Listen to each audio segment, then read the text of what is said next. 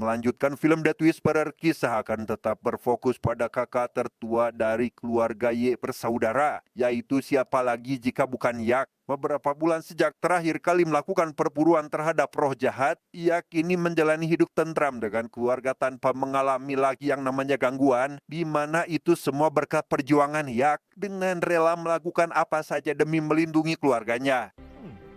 Jadi,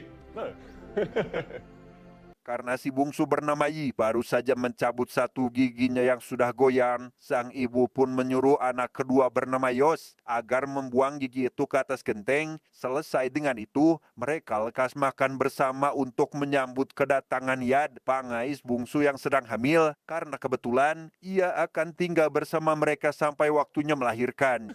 ยักษ์บ้า พี่ยักษ์พี่คิดจะกลับไปเป็นอาหารอีกหรือเปล่า ยังไม่รู้เลยจริง Saat menemui Yad itulah Yak curhat terkait dirinya yang dilema antara kembali mengikuti latihan militer atau tetap di rumah berkumpul dengan keluarganya. Bukan tanpa alasan, ia takut kejadian di masa lalu akan terulang lagi meski pada dasarnya roh jahat bernama Wang telah lenyap. Mendengar hal itu, Yos meyakinkan bahwa mereka akan baik-baik saja tanpa sadar jika saat ini ada sosok entitas lain berwarna hitam baru saja mengambil gigi si adik dari atas genteng.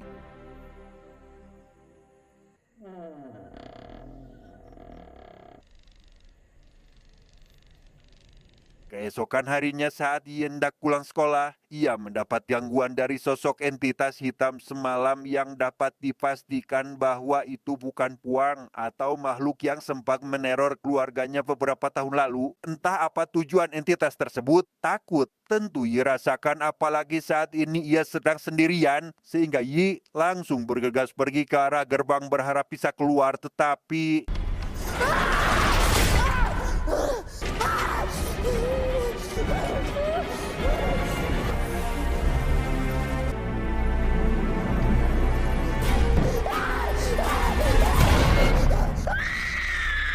mendengar suara Yi meminta tolong, Yak dan kedua adik laki-lakinya yang baru sampai di depan sekolah Kun langsung masuk ke dalam untuk mencari keberadaan sang adik. Melihat Yi terjebak dalam sebuah lemari kaca dengan entitas hitam yang menangkapnya, Yak Kun lekas membalut tangannya menggunakan kain untuk menghancurkan kaca tersebut dan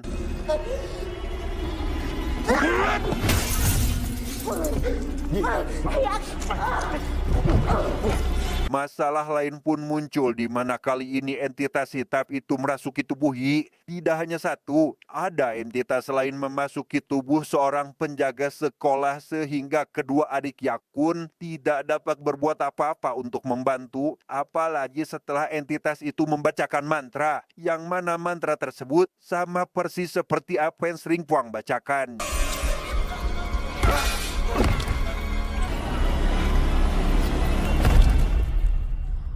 Entah entitas ini berkaitan dengan Puang atau tidak, setelah terbangun dari tidurnya, mereka tidak menemukan Yi dimanapun. Sepulangnya ke rumah, Yak meminta bantuan Sersan untuk mencari keberadaan Yi. Setelah cukup lama berpikir, Sersan akhirnya setuju untuk membantu dan menyarankan Yak bersama ketiga adiknya untuk berkomunikasi dengan arwah adik mereka yaitu Yam melalui papan roh untuk bertanya terkait lokasi Yi saat ini. กฎของผีถ้วยแก้วอะมีอยู่3 ข้อ Sebelum dimulai, Sersan mengingatkan 3 aturan penting yaitu mereka harus yakin bahwa arwah di dalam gelas adalah Yam, dan kedua, harus mempertahankan jari di atas gelas, sedangkan yang ketiga adalah jangan membiarkan gelasnya pecah karena itu akan membuat arwah Yam terjebak di dunia nyata atau salah satu jiwa mereka akan tersedot ke alam gaib. พุทโธทา Ya.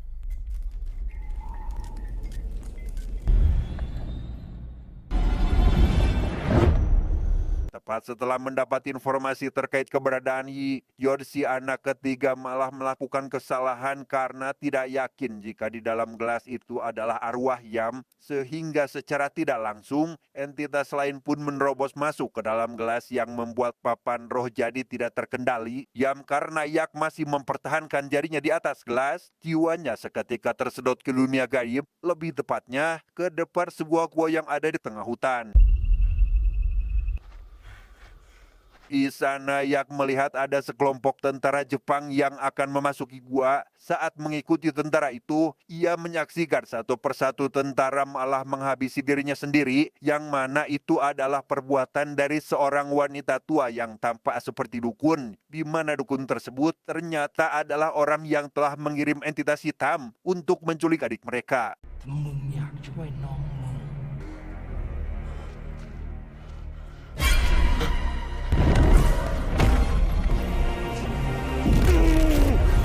Dengan bantuan Sersan, Yak pun akhirnya berhasil diselamatkan. Setelah kondisinya pulih, ia langsung berkemas karena besok akan pergi menuju lokasi sesuai petunjuk dari Yam, di mana sang ayah yang merasa khawatir pun lantas mengajukan diri untuk ikut, namun langsung ditolak karena si ayah harus tetap di rumah untuk menjaga ayah dan sang ibu.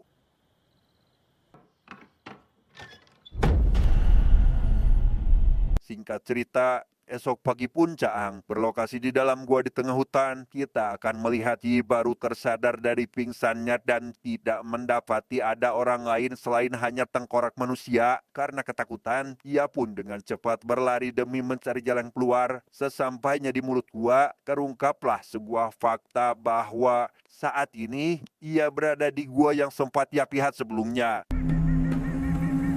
ไอ้บอกสโนดเปียงเนี่ยมันคืออะไรจ๊ะ Di waktu yang sama, Yak bersama Sersan saat ini sedang dalam perjalanan menuju hutan angker. Sersan menjelaskan bahwa jalur hutan yang akan mereka tuju dulunya ada sebuah desa yang mana warganya telah dibabat habis oleh penjajah Jepang. Dan sejak kejadian itu, banyak rumor mengatakan jika setiap orang yang datang ke sana tidak pernah bisa kembali.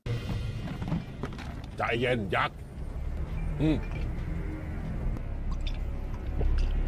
Karena akses jalan terbatas, Yak dan Sersan pun harus turun dari mobil dan lekas melanjutkan perjalanan dengan berjalan kaki. Saat akan mengambil barang bawaan, mereka mendapati Yos dan Yod rupanya diam-diam telah menyelinap masuk ke dalam mobil, berniat untuk ikut dalam pencarian dengan alasan jika ini adalah perintah dari sang ayah.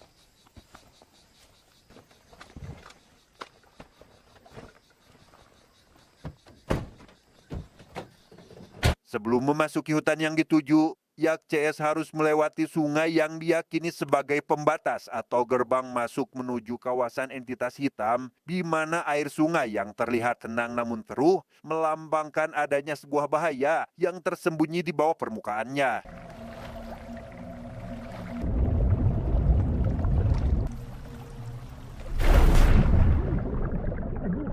Dan ya, satu persatu orang seketika tenggelam, yang mana itu adalah perbuatan hantu yang ingin menghabisi mereka semua. Pada situasi seperti ini, Yakun menggunakan golok untuk mengusir hantu itu dan lekas membantu kedua adiknya yang kesulitan. Sedangkan Sersan sendiri memanfaatkan jimat miliknya agar terlepas dari gangguan hantu tersebut.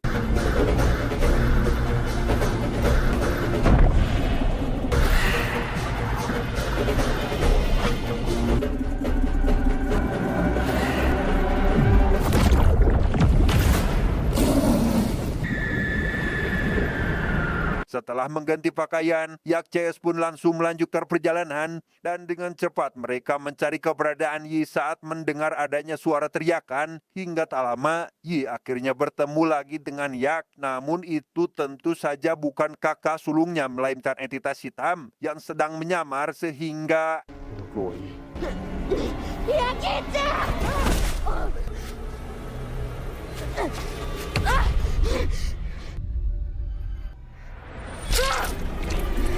Tanpa buang waktu, Yi segera berlari meninggalkan entitas itu, berharap dirinya bisa keluar dari hutan ini, tetapi...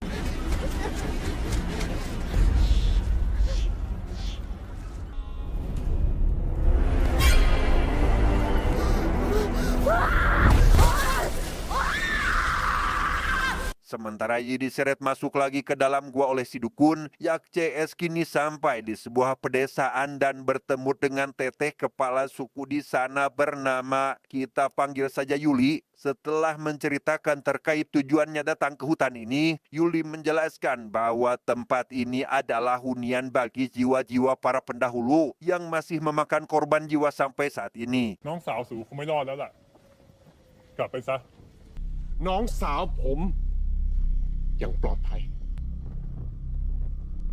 Bukan hanya itu saja, Yuli juga menceritakan awal mula kenapa semua ini bisa terjadi, yang mana sekitar 80 tahun lalu ada roh jahat tiada lain adalah Puang membantai warga desa dengan menargetkan para gadis muda, hingga pada suatu hari ada seorang biksu bernama Sayador menyegel Puang di dalam peti mati, dan sejak hari itu orang luar dilarang untuk masuk hutan ini. ย่างเข้าไปในป่าบ่องสนดเบียงนั่นเองเรื่องทั้งหมดมันเพิ่งเริ่มต้นขึ้นต่างหาก Di sini jugalah kita akhirnya akan mengetahui alasan kenapa Puang sempat kembali berkeliaran hingga meneror keluarga Yak. 53 tahun sejak Puang disegel, terjadi perang Pasifik di mana tentara Jepang datang ke hutan ini dan menghabisi warga desa yang menolak patuh ketika dipaksa bekerja, sehingga si dukun yang tak terima melihat perbuatan tentara Jepang tersebut bekerja sama dengan warga yang selamat untuk membangkitkan Puang dari tidur panjangnya demi membalaskan dendam warga desa atas apa yang Jepang lakukan terhadap mereka. หวังให้มันช่วยแก้แค้นไอ้พวกเดนนรก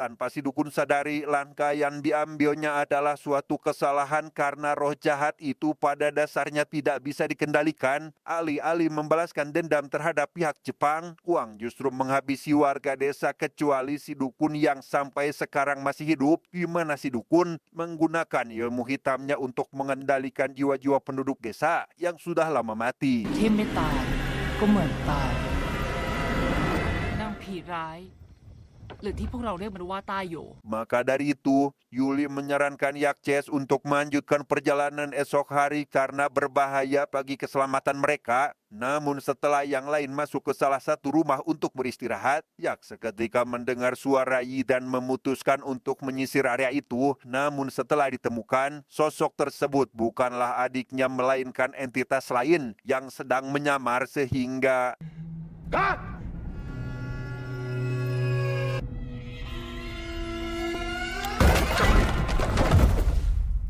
Ya, tak sengaja masuk ke dalam sebuah perangkap yang membuatnya harus berakhir dengan terkurung dalam sebuah peti mati. Ia pun langsung berjuang sekuat tenaga demi bisa keluar dari sana sebelum kehabisan nafas dengan Sersan CS yang mulai mencari di mana saat ini Yak berada. Yak! Yak! Yak! Yak! Yak! Yak! Di waktu yang sama, Yan seketika terbangun dari tidur dan mendapati entitas yang menjelma sebagai Yi ada di kamarnya, di mana si entitas yang mengincar bayi dalam kandungan Yi membuat Yan tentu saja panik dan lekas mengambil sepucuk pistol untuk mengusirnya, tetapi...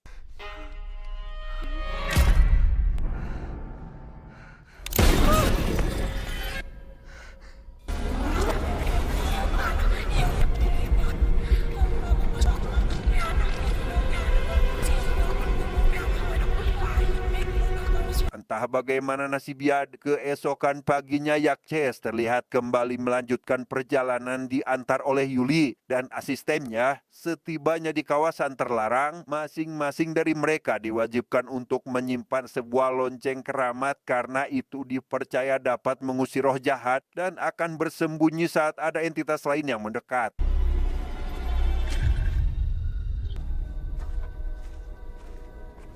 Belum jauh memasuki kawasan itu, Yor seketika mengalami yang namanya kasarung alias tersesat hanya gara-gara teralihkan saat mendengar ada suara Yi memanggil namanya. Pada posisi ini, ia melihat si dukun menatapnya dari kejauhan, disusul lonceng yang seketika berbunyi dan...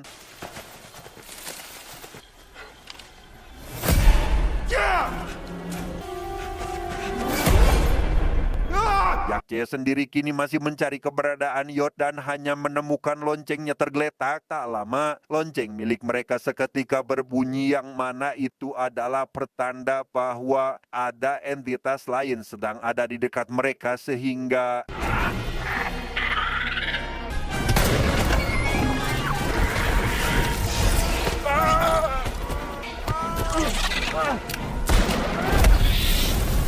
Sadar jika entitas itu hanya bisa dikalahkan oleh api, Yak pun lekas membalut tangan kanannya dengan kain merah yang dibakar dan...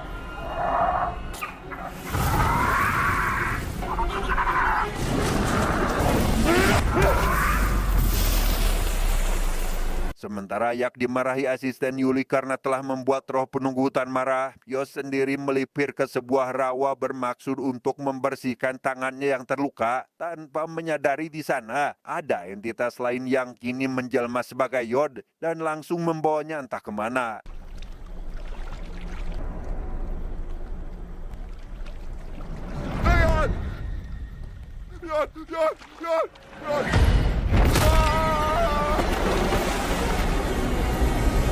Alhasil, Yak CS pun segera melanjutkan perjalanan agar bisa lebih cepat sampai ke lokasi tujuan. Setibanya di depan gua, Yak tentu saja merasa tidak asing dengan gua tersebut karena jiwanya sempat dibawa ke tempat ini. Dan sebelum masuk, ia diingatkan satu hal oleh Yuli, yaitu harus waspada karena bahaya yang jauh lebih besar menunggu kedatangan mereka dan Yuli akan memimpin mereka dalam perjalanan.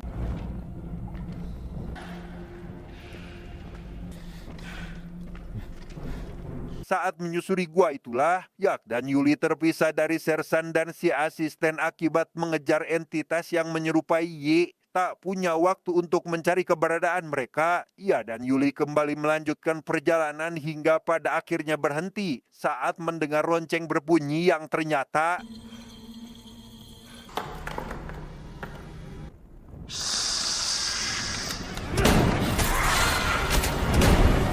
ya, itu adalah dua entitas lain yang menjelma sebagai ular raksasa. Memanfaatkan golok miliknya, ia berhasil menumbangkan salah satu dari siluman ular tersebut. Begitu juga sisanya, hanya dengan memenggal kepala ular tersebut.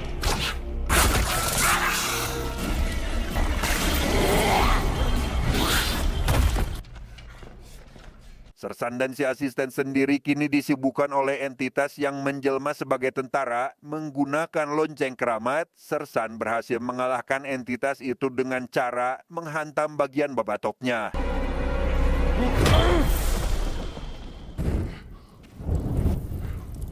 Kembali pada Yak dan Yuli, mereka akhirnya sampai di tempat si dukun dan mendapati semua adiknya ada di sana. Setelah melepaskan tali yang mengikat mereka, ia pun segera mengajak semua adiknya untuk pergi, tetapi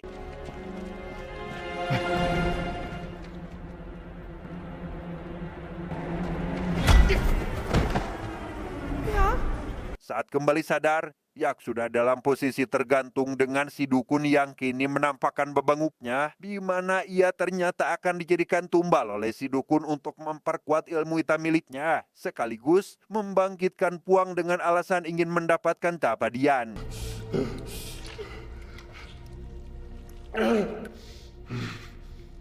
Tidak hanya bermaksud menumbalkan Yak, si dukun juga berniat menggunakan tubuh Yi sebagai wadah baru Puang dengan memanfaatkan gigi miliknya yang pada waktu itu dibuang ke atas genteng. Ia juga akan mengambil anak dari rahim Yad agar Puang dapat menyempurnakan lagi kekuatannya.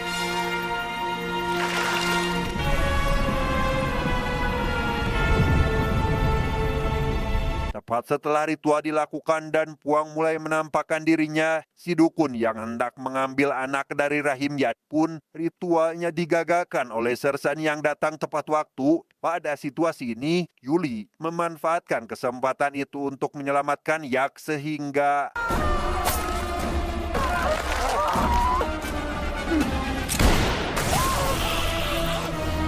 sementara Yuli mulai melepaskan tali yang mengikat Yak dan yang lainnya, Yak sendiri kini diberitahu oleh Sersan bahwa di dalam lonceng terdapat sebuah logam suci yang dapat melenyapkan roh jahat, di mana logam suci itu dapat digunakan untuk mengembalikan Puang ke neraka yang merupakan tempat asalnya.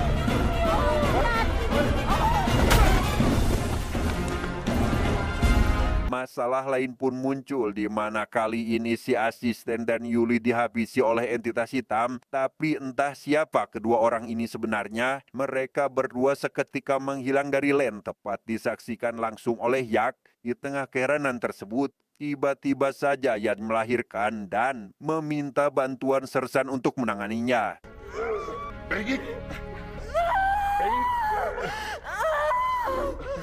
Bengเลยลูก Beng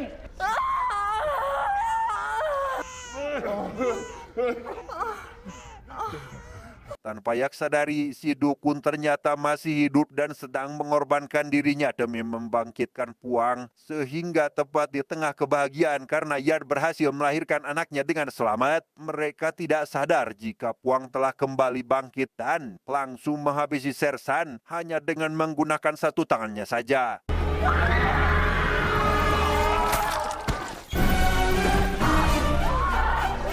Alhasil, Yak Cies pun kembali dibuat kalang kabut karena tidak dapat menyentuh roh jahat itu. Namun di tengah keputusasaan mereka, Yuli dan si asistennya tiba-tiba saja kembali dalam kondisi sehat karena ternyata mereka sedari awal bukanlah manusia, melainkan jiwa korban pembantaian Kuang di masa lalu.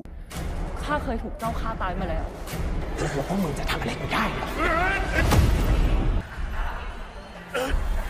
Melihat jiwa si asisten akan dihisap, Yuli dengan cepat menyuruh Yak untuk menikam Puang menggunakan pisau yang dilumuri air ketuban dan...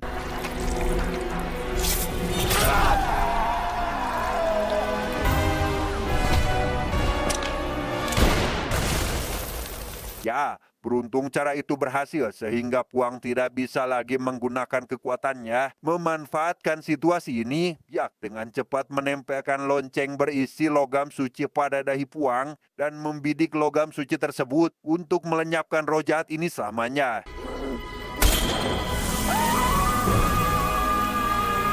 Karena portal neraka tidak lama lagi akan tertutup, Yak diminta oleh Yuli untuk mengembalikan Puang ke neraka agar tidak datang lagi ke dunia nyata. Sempat terjadi ketegangan karena kakinya ikut ditarik masuk. Yak akhirnya berhasil selamat dan keluar lagi dari portal neraka dalam kondisi masih hidup.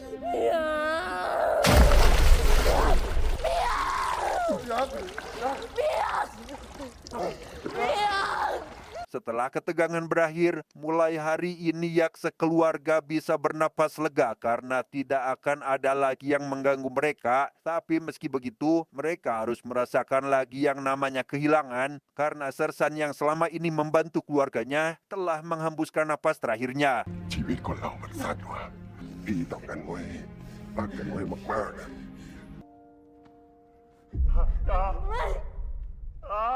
Tamat,